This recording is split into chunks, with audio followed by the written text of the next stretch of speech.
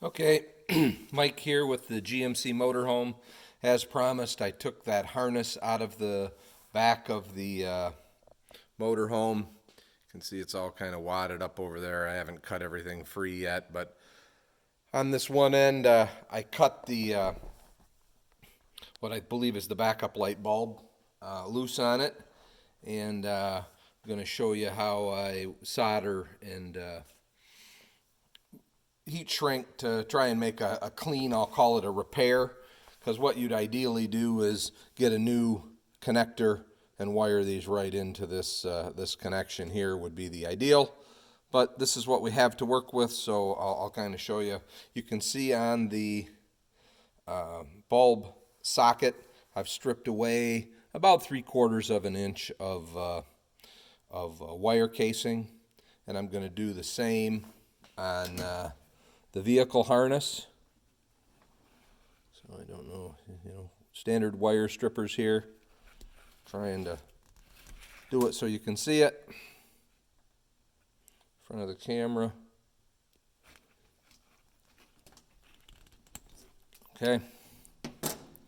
You didn't see me really ring that around like you often see with like a house wire, and you really don't want to do it with that either, because you can cut the wire, and that's not what we wanted to do. We just want to take the casing off. So you see what that looks like. One thing that's very important here is this is heat shrink tubing, and I'm going to cut a couple of pieces of it. And you don't want to forget to do this, because it's impossible to get it on after you've soldered it. So I put them on and I slide them up to keep them away from the heat of the solder and heat of the solder gun. So green was to green. Just kind of take these, and I guess I don't get it where you can see it, but so I'm taking it and I'm crossing it in the middle, and then I just kind of twist it around, one around the other, almost like a twist tie, and I try to finish it just before the casing on the other wire. This one's going to be a little bit long, so I'm just gonna trim it off. I try to make sure that nothing's poking out. So let me get this where it's in the camera's view, so you see what that looks like. I'm going to take my soldering gun, get it warm, and then we're just going to kind of, once it's good and hot, kind of hold it on the wires, try to transfer that heat to the wire. And what I want to do is work that solder kind of up and down the joint.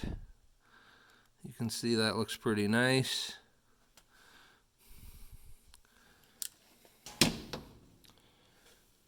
Let that cool a little bit, but you can see that it's all the way around. Nice solder. And if you noticed, I held the soldering gun kind of on the top of the wire, and I brought the solder up from the bottom to kind of pinch them together, and when the solder melts on the bottom, you know that the wire's good and hot. Now, one thing I kind of check after it's done is that there's nothing really sharp sticking out. Sometimes if there is, I'll take the pliers, because sometimes you'll get the end of a wire, and I'll just take the pliers and kind of crimp down anything that feels a little rough. I felt a little spot back there. Sometimes it's a drip of solder. So then we're going to take the heat shrink tubing, kind of position it over the middle, and I have this heat gun. I'm just going to basically blow it on that heat shrink. Some people use a lighter, some people use, just a traditional hair dryer will work. And kind of heat all around it. You can burn this stuff, so you don't want to get it too hot. And there you go. It's a nice, clean wire connection that doesn't have tape that's going to unravel. This stuff also kind of stays flexible like the original wire casing does. It doesn't harden up like tape will, and so on and so forth. So I'm going to do that a bunch more times to get these sockets reconnected in a fashion that I feel is going to last for a long time. And when the wire harness is all set and back in the vehicle, I'll take some pictures just so that you can see it. But thanks again for watching. Bye.